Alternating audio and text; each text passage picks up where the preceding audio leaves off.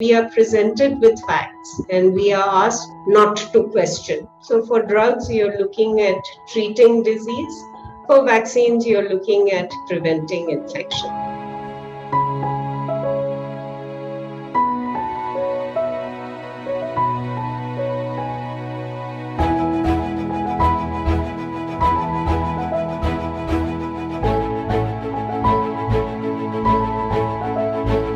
Dr. Gagandeep Kang is a microbiologist and virologist known for her research on viral infections in children and rotaviral vaccines. She is a professor at the Christian Medical College, Vellore. She is the first Indian woman to be elected as a Fellow of the Royal Society. She was awarded the prestigious Infosys Prize in Life Sciences in 2016. Dr. Kang is also known as the Vaccine Godmother of India. She has co-authored the best-selling book Till We Win: India's Fight Against the COVID-19 Pandemic. Namaste and welcome to Agastya's Sarga Samad. Gagandeep, shall we begin with your childhood? Can you tell us something about where you grew up and how your parents influenced you? So if I think about all the places where I grew up, it was a lot of locations that were across eastern and northern India. My first memories are of Bihar, even though my parents were actually in eastern UP before that. Then we moved to Bengal, then we moved to western UP.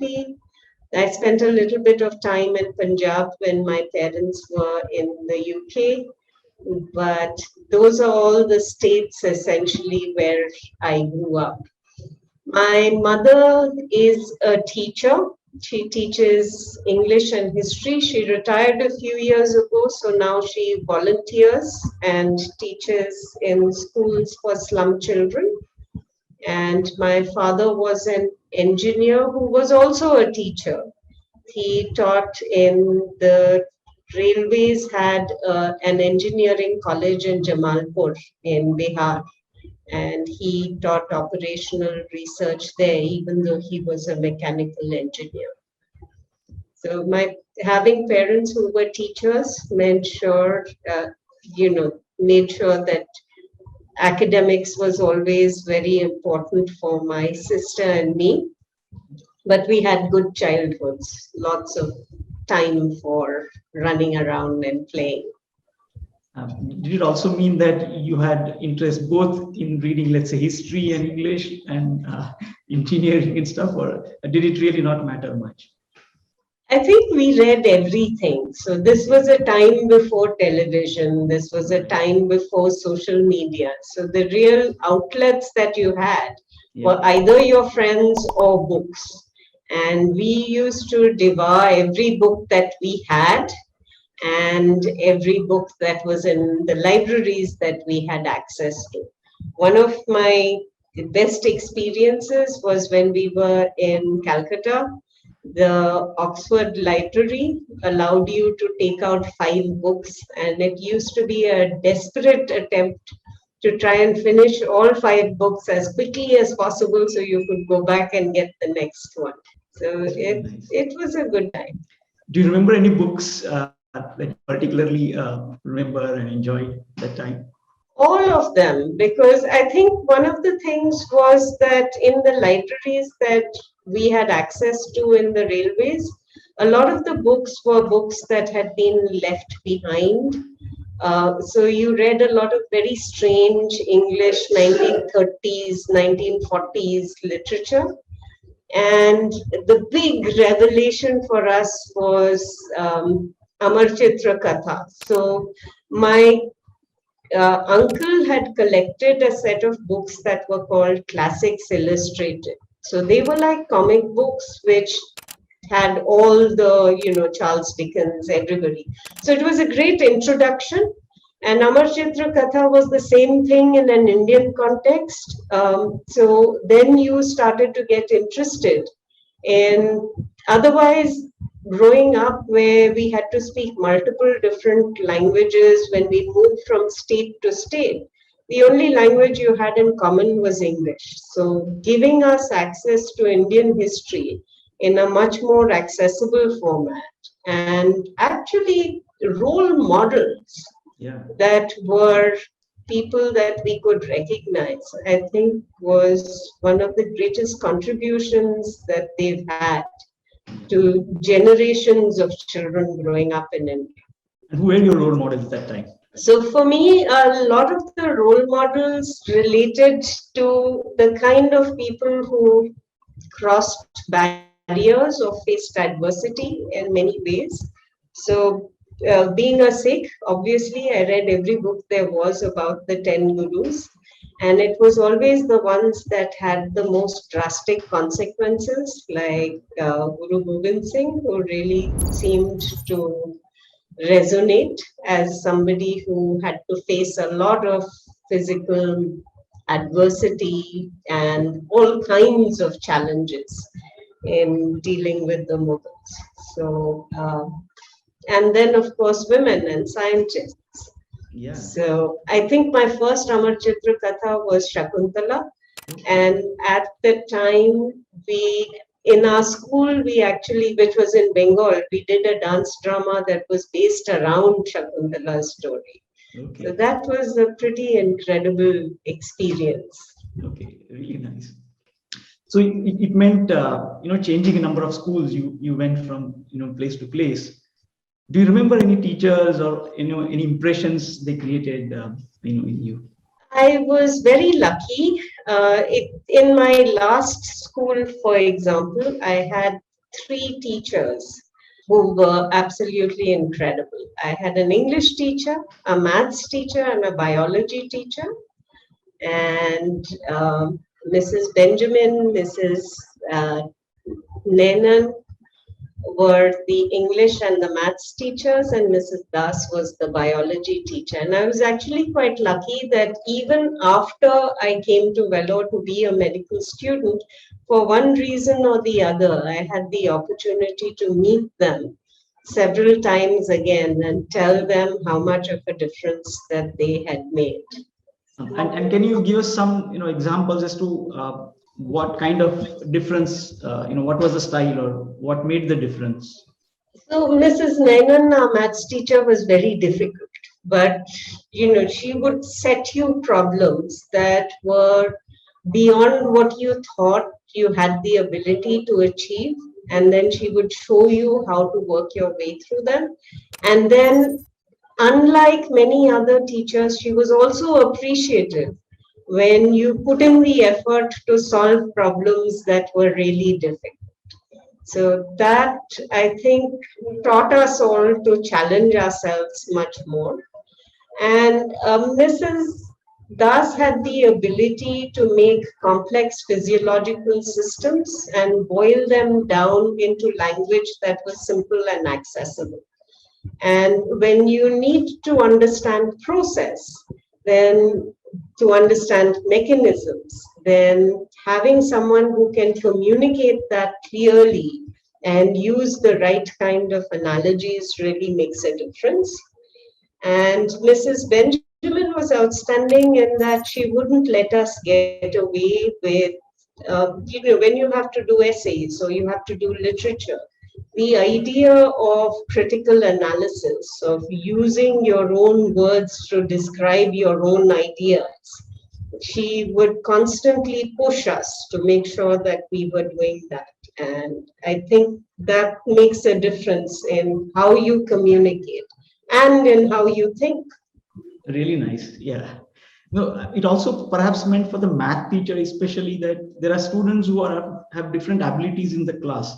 Did it also mean that she was paying attention to what you like or where you could do or like that? I think she graded challenge, right? So if she thought you could do better, she would push you harder and she would lift the ones that weren't doing as well. So I think I was really fortunate in many of my teachers, but these three really stand out. That's really nice. Yeah, very nice. You're called India's vaccine godmother. How did you turn to study of vaccines? I think turning to studying vaccines is a story of how we failed at many other things that we were doing. So when rotavirus vaccines were first developed, the first vaccine that came out was in 1998 in the US. And it was a vaccine that after 1 year was withdrawn because it had a safety signal where you have part of the intestine telescoping on itself. So the vaccine had to be taken off the market. It's still a licensed product. But then people began to think about how to make the next vaccine to make sure that it was both safe and effective.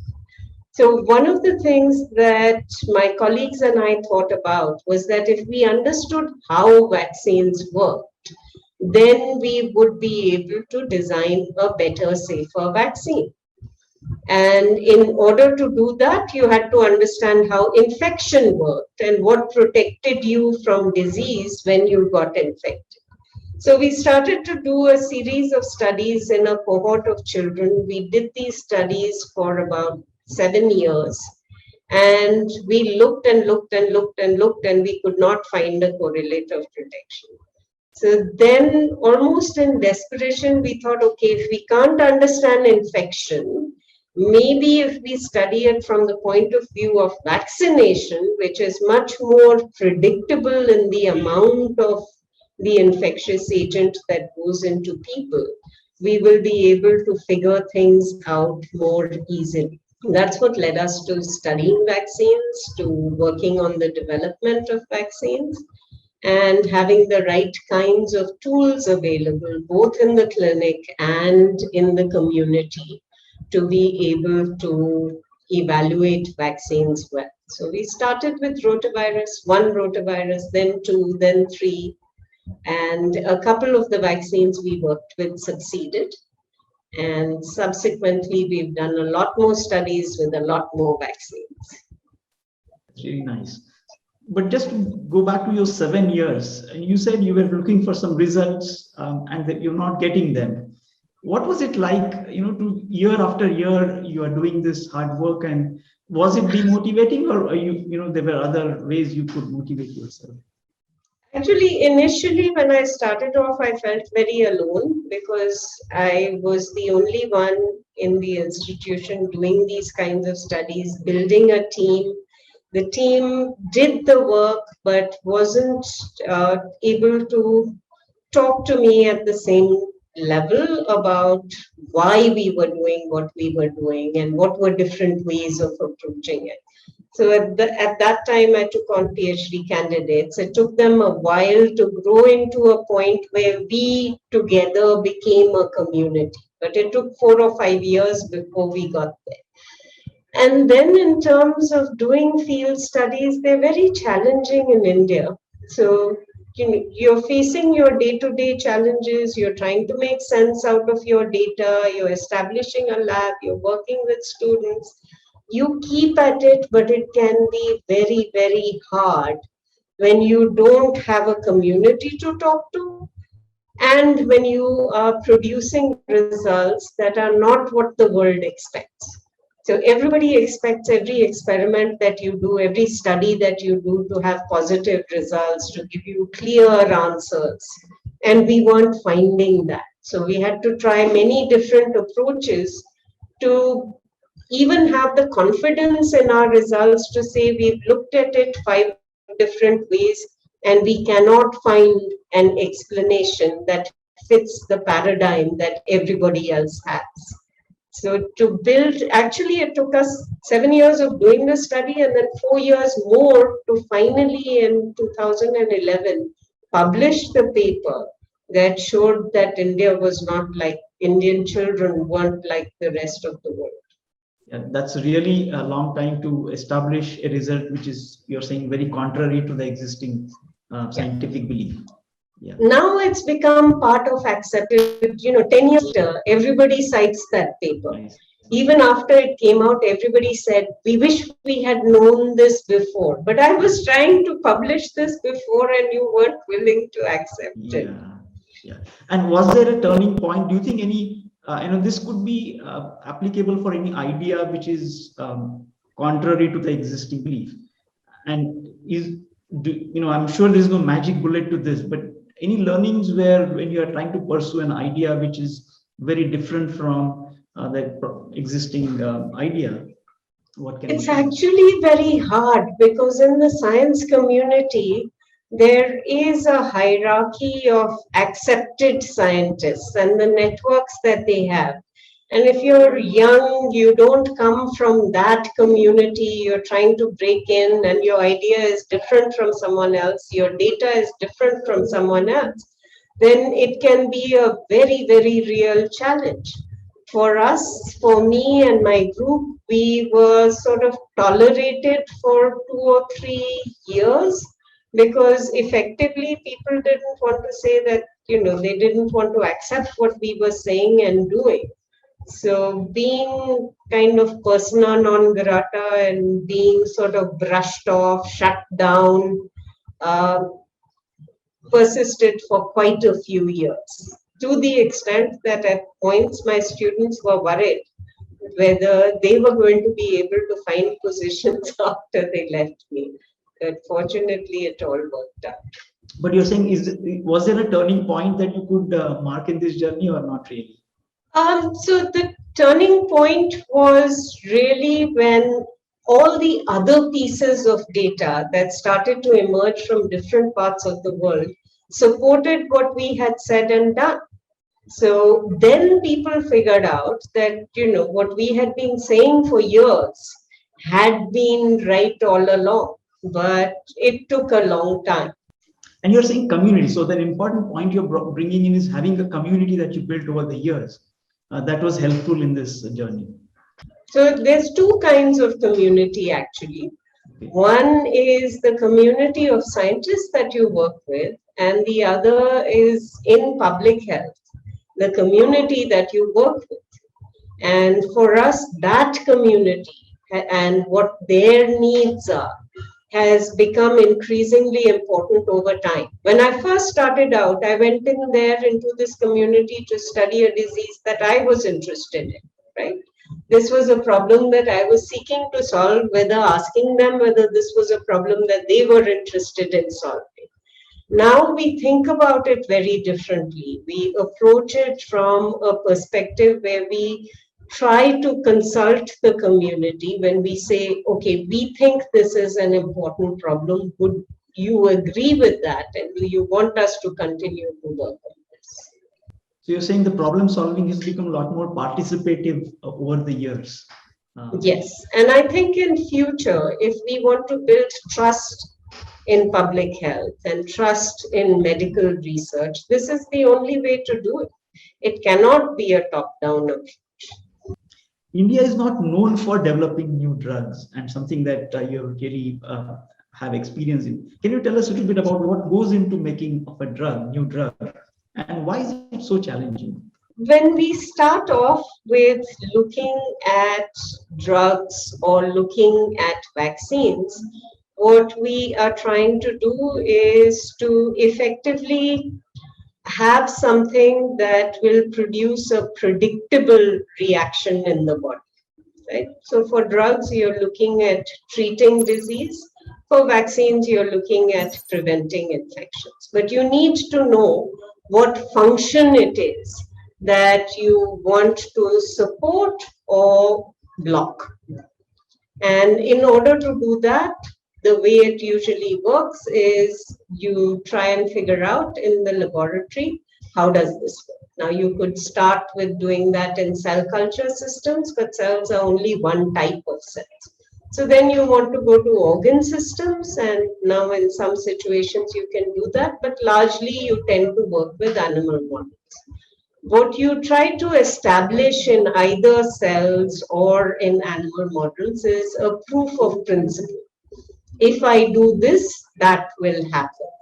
Now, does that mean that if I use a small molecule to block a function in cells or in tissues, that will automatically become a medicine? It can't, because we have characteristics of medicines that need to be evaluated. The first and most important thing is, are they safe? Because you don't want to give somebody something to produce what you think will be a beneficial effect, but it has a side effect that carries risk for that person. So you need to be able to look at toxicity, and you can look at the right kind of dosing. What is a safe dose for us to be able to give? All of this is done usually in preclinical studies before you get to humans. So if you have good model systems, you can study it there. After that, you get into testing in humans. And again, when you start testing in humans, the first thing is safety. Can we safely give this at this dose to people who are generally healthy? So you start with healthy people, you start with adults. And if it is something you want to give to children, after you've shown that it's safe in adults, you can then go into doing studies in children. The second thing after safety is, does it work? And that work is essentially, is it producing the effect that we want it to produce? And for that, you have biomarkers of response. You have ways of studying whether people who have been given the drug are really responding or not. And usually in phase 2 studies, you will do this in small numbers. And then in phase 3, you will expand it. In the case of vaccines, phase 1 is safety, phase 2 just measures the immune response, and phase 3 measures whether the vaccine really prevents disease or not. In drugs, it's a little bit different. Phase 1 is safety, phase 2 is, does it work in a small number of people? And phase 3 is, does it work in a large number of people? Are these results generalizable or not? Once you get to that point, then you can apply to a regulatory agency with all of this information for licensure of the drug or the vaccine. Why is it difficult? Because everything that has proof of principle has a very tiny chance of being both safe and effective once you get to humans. So it's been estimated that somewhere between 1 in 10 and 1 in 25 molecules that show proof of principle will actually wind up being a drug. And this is a much later stage from when you start screening for activity of drugs. When you do high throughput screening, you could do thousands and thousands of molecules and wind up with, half a dozen hits that you could then take forward into all of the testing that I've described. And you're saying that may be the reason why India hasn't, it takes a lot of money for the research, and it takes time and risk. So do you think that may be the reasons that, historically India has not been? Well, it's expensive, it's time consuming, it needs a level of scientific expertise that is different from the scientific expertise that is required for manufacturing. And in India, I think one of the things that it's important to recognize is that we are forcing our drug and vaccine companies to actually operate with very small profit margins. Where they make up for the small margin is in volume, right? So in other companies in the West, for example, what they do is their markets are not as big, but the markup on their prices, the profit margins that they are allowed to have is much larger. So where is the right point to be able to support industry, to be able to innovate and still have affordable drugs and vaccines for our population? I think it's something a little higher than what we are paying right now. Okay. Because India really has the cheapest drugs and vaccines in the world. But we have them because we've had a generic manufacturing strategy. We take things that other people have developed before, and then we make much more of it and we make it cheaper. That has slowly started to change. Some companies have started to have research and development programs of their own. but it is a tiny proportion of the innovation that is happening in the global markets. And you're also saying that it's a regulated thing, right? It's when you're forced to price in certain way, it's something that is being regulated. Yeah, we have a national pricing policy, especially for essential drugs. And I think it's so, we've had a lot of discussion, for example, on the price of stents. And the problem that comes when you regulate stents is that sometimes you will not wind up having access to the best kinds of stents in the country because there is no way they can be sold at that price. So there are advantages to this for the greater bulk of our population, but because of regulation, we can wind up in situations where essential drugs that people need, it may be a small number of people, but they won't necessarily have access to that. You also say that correct measurements are very important in scientific research. What's a correct measurement and why is it so important? I think that's one of the things that I emphasize most because ultimately all of research depends on data and your data has to be reliable. If your data is not reliable, your results are going to be inaccurate, they're not going to make sense, you're not going to be able to move the field forward. So something as simple as the weight of a baby, right? So when we talk about low birth weight babies, we mean babies that have a weight of less than 2.5 kilos. And if you look at the distributions of weight of babies, now it's not possible that there are more babies that are born at 2.5 kilos than at 2.4 kilos or at 2.6 kilos or 2.3 kilos. But we see this tendency to have measurements that are either whole numbers or parts of numbers that get you out of trouble. So if a low birth weight baby means that the people responsible for caring for that woman and her child have to do extra visits, you will find a lot of 2.3, 2.4 will be rounded up to 2.5. And that means that our children aren't getting the best care that is possible for them. So I think they're just understanding that measurements need to be accurate, that information needs to be reliable in order for us to be able to take action and to monitor impact is absolutely essential for all of science and particularly in public health. And you're also saying that when benchmarks are set for what is good and not so good, you're saying there could be manipulations in order to conform to certain benchmarks, that you're saying there's a tendency to do that. Oh, absolutely. So if you take a look at targets, if you say this is a surveillance target or this is the rate of leprosy control that we expect a district to achieve, you will find by hook or by crook, we will achieve that. So in terms of reporting, whenever we have a public health target that has been set, the intention of that target is to increase progress towards a goal that is aspirational. But we tend to use targets as drivers without understanding that what we should be using them for is to build stronger health systems. And then the targets will be achieved naturally. And perhaps we could bring this to school laboratories as well, where there may be expected results of the experiments. And maybe then, for getting good marks, my number should be matching this expected number. And maybe you're suggesting that maybe that itself is something we should look at carefully.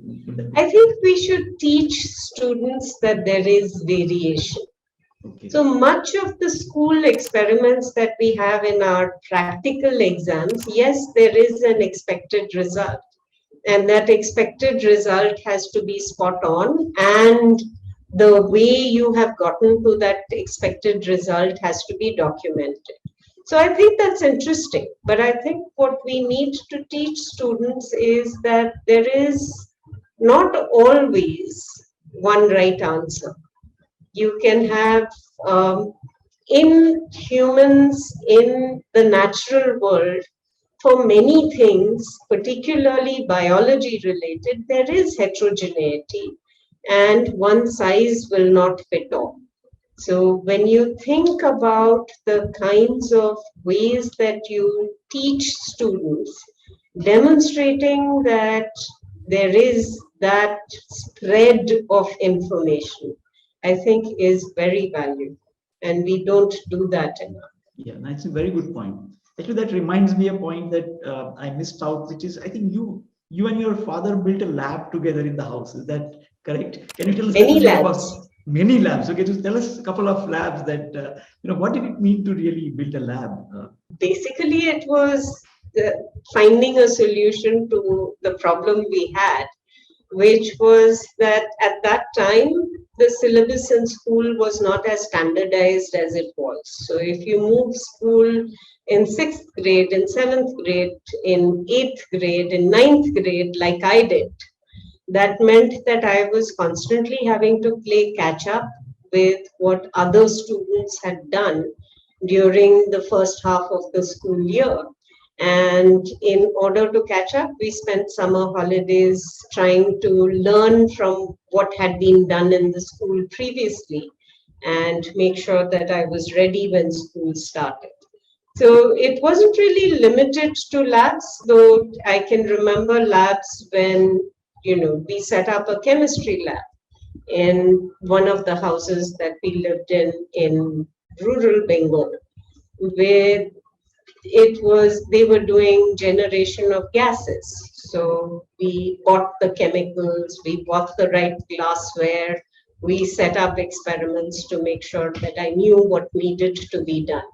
Some slight accidents also happened during the time. But we also did physics experiments, looking at lenses, for example, experiments that had to do with sound, with light. So it just depended on what needed to be done, and we figured out ways of doing that. Yeah.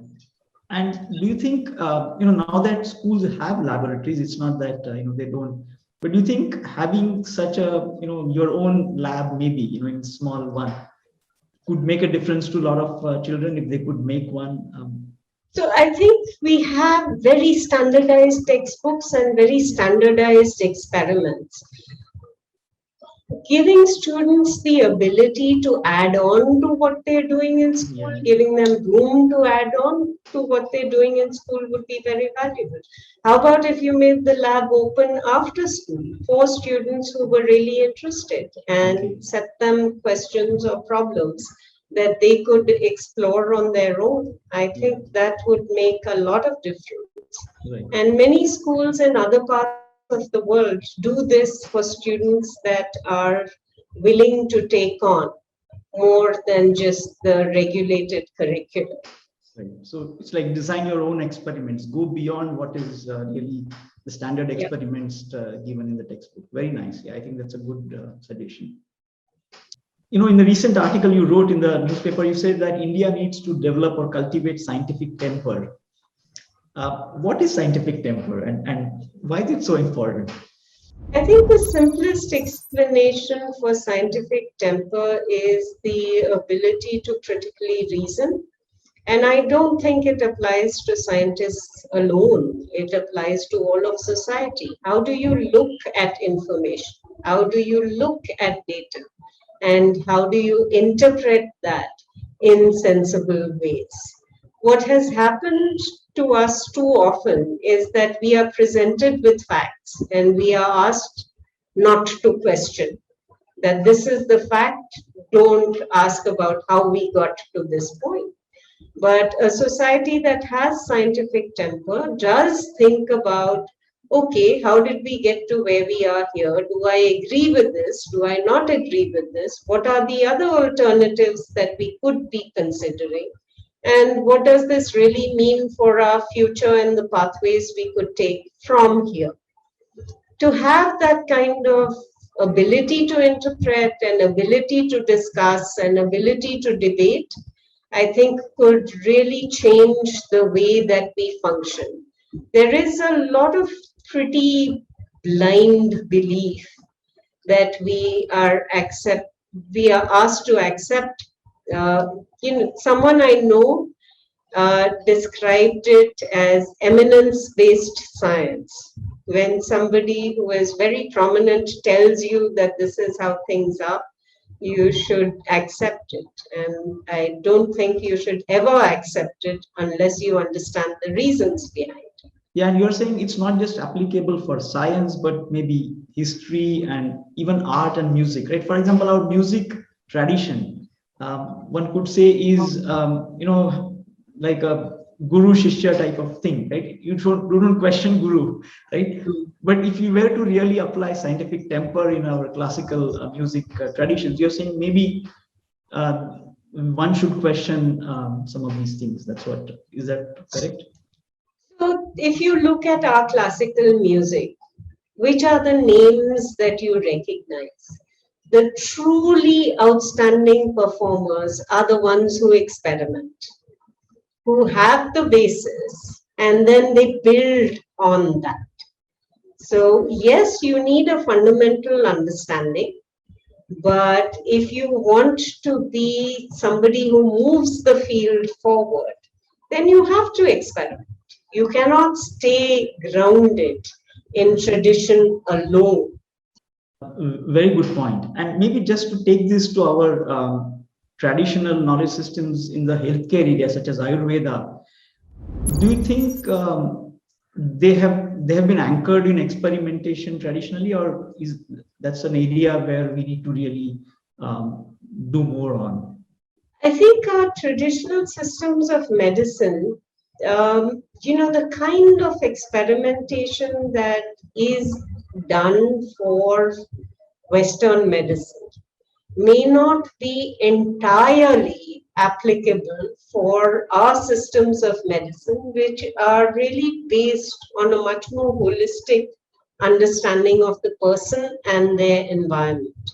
But I don't think it means that there is nothing that we can apply from the Western methods of experimentation to Indian systems of medicine. And in order for Indian systems of medicine to be more widely accepted, not just in India, but in the world, we have to recognize that we have to bring in the same kind of rigor and measurement. The thing is, here you have to specify ahead of time what are the variations that you will introduce because of the approach of the Indian system of medicine. You can't do it after the fact. You can't do it for interpretation, but you can do it for the design of the experiment. And do we know something about what it might mean to design an experiment for, let's say, holistic kind of medicine? Do we have examples? Complex interventions are something that are very accepted now in all systems of medicine. So when we talk about you need lifestyle changes, you need a change in diet, you need a change in exercise, plus you need drugs. It is possible with the systems that we have now to be able to incorporate all of those features and differentially weight those features in the design of an experiment. So it cannot not be done. Definitely it's possible, but it needs an approach that brings the rigor of the systems that we have for measurement and analysis, and then uses the science that we have from our traditional systems of medicine to join together and design the experiment. And do you see that is happening? It has begun that way or not yet? I think we tend to be a little bit defensive Yeah. about saying, well, it can't be done, or these are all the reasons why it can't be done. If we go into an approach that is much more open-minded, where we think about, well, we just have to figure out how to get this done so that we don't disadvantage anybody or anything, but we bring a high quality to the process, then I think it definitely is something that is feasible. And what really gets me is that people don't recognize how much value this has. Because once it's done, once you start the process of doing things in this way, where you say, I will be open and transparent. You can look at every aspect of what I have done. If it works, it will be something that really changes the way we do it. Or if we fail, then we have to go back and try and understand the reasons for the failure. But you have to be willing to accept the results whichever way they go. And do you also see possibility where there could be collaborations between, let's say, Ayurveda, the interventions from Ayurveda and allopathy and so on? Do you see that as a possibility as well? Oh, of course. And I think it absolutely should be done. Okay. We lose value by not learning from systems that have evolved over time. And if we really want to maximize, all of the knowledge that we have, we can't shut ourselves out of any system of medicine. Okay, very good. Actually, it's a very good point. Gagandipji, what have we learned from COVID pandemic? What do you think are, maybe it's a difficult question, but what comes to your mind? In general, society has become more aware of the threat of infectious diseases. And that is society as a whole, as well as the medical community. A lot of the medical community had gotten into this mindset that infectious diseases largely have been handled because mostly well-off society didn't see infectious diseases. TB is a huge problem in India, but it's not generally as much a problem of the rich as it is of the poor. Typhoid is a huge problem in India, but again, most people don't recognize that it is an issue. So I think highlighting that infectious diseases continue to be important has become something that society and the medical community recognize at large. The other thing that gives me a lot of hope is the fact that the Indian science community, which tended to be very siloed, you had outstanding science institutions and they all worked on esoteric problems competing with the West. They've all stepped up and they're doing things that bring their skills and knowledge to public health. And I hope that that is something that will continue in the future as well, because those are some of our best minds. And if we can get them to do both the basic research that they are passionate about, but also use their skills for application for public health, that would be truly phenomenal. And then I think young people, if you look at the worst days of the crisis, right? Young people and their social media skills were all over the place trying to solve problems.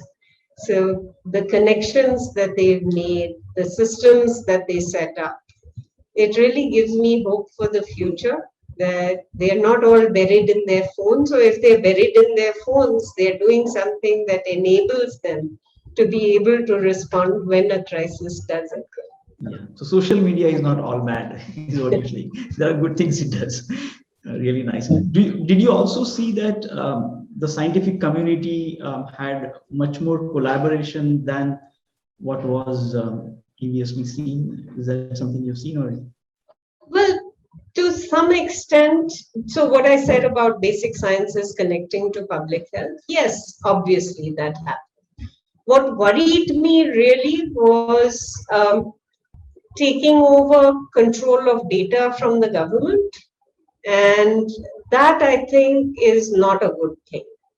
Data on a problem that affects us all should be available to all of us. And you never know where the next new good insights are going to come from. So I don't think hiding stuff or not sharing stuff makes sense. And I hope that we don't do it in the future. It doesn't become a pattern of behavior. Any message for the young listeners, the students, especially girl students, do you have any message to give? For girl students, my only message is really believe in yourself because you're capable of much more than you think you are.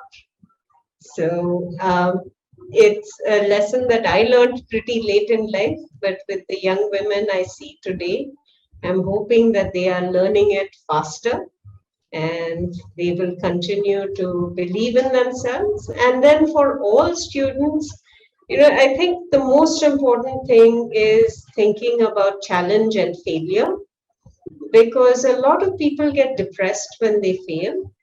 And I think if you feel it's an opportunity to learn what you need to do better next time. We can't all do everything, but if we are not failing, if we are always successful, then we're really not challenging ourselves enough. Right. So this recent fashion sometimes of building a failure resume. I don't know whether you've heard of that. Have you built, by the way, one? I would have an outstanding failure resume. I have one or two successes here and there, but the rest of my life is one story of not doing well. Right.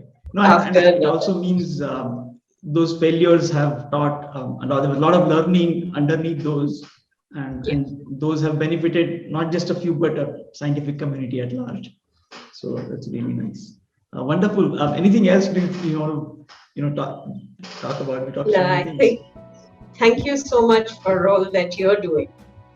Okay, that's great. Thank you so much for your sharing all your wisdom and experience. Thanks a lot, Gagandeep ji. Thank you so much. Thank you.